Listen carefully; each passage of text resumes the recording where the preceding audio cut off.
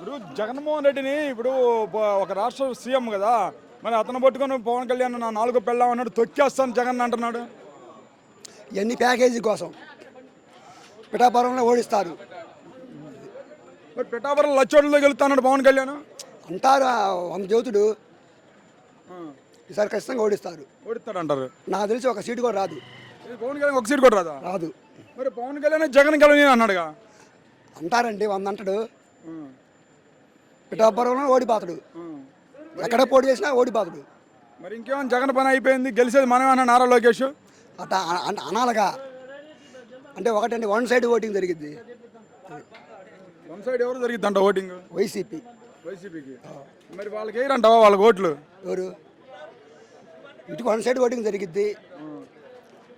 జగన్మోహన్ రెడ్డి ఆయన చేసిన పథకాలు గవర్నమెంట్ ఫామ్ చేస్తాడు శుభ్రంగా. దాంట్లో ఏ ఆలోచన లేదు. మీకు నచ్చినాయి అసలు పథకాలు ఈ రాష్ట్ర ప్రభుత్వం నుంచి?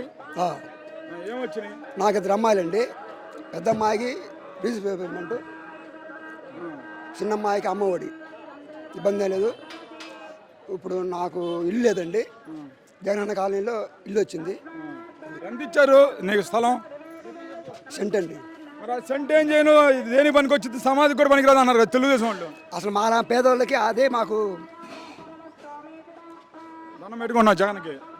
బాబాయ్ ఇక్కడ ఎలా ఉంది బాబాయ్? బెమ్మనాడు ఎలా ఉంది? బెమ్మనాడు బాగా చేస్తాను వినుకోండిలో. బ్రహ్మాండంగా ఉందండి. ఏదో గెట్టిన వాళ్ళు గెట్టిన మాటలు మాట్లాడతారు కానీ రోడ్ డెవలప్మెంటు, మంచినీళ్ళు. మరి ఇప్పుడు మంచినీళ్ళు కొరత అసలు ఎక్కడా లేదు. మొత్తం స్టేట్ లెవెల్లో చెప్పుకున్నారు ఎన్నికల్లో మంచినీళ్ళు కొరత లేదండి. బ్రహ్మాండంగా ఉంది. మరి ఇప్పుడు అందరూ కలిసి వస్తున్నారు బాబాయ్. బ్రహ్మనాయుడు ఒక్కడిగా ఉన్నాడు, అటు చూస్తే అన్ని పార్టీలు కలిసి ఉన్నాయి కదా. జగన్మోహన్ రెడ్డి సింగిల్గా వస్తాడు.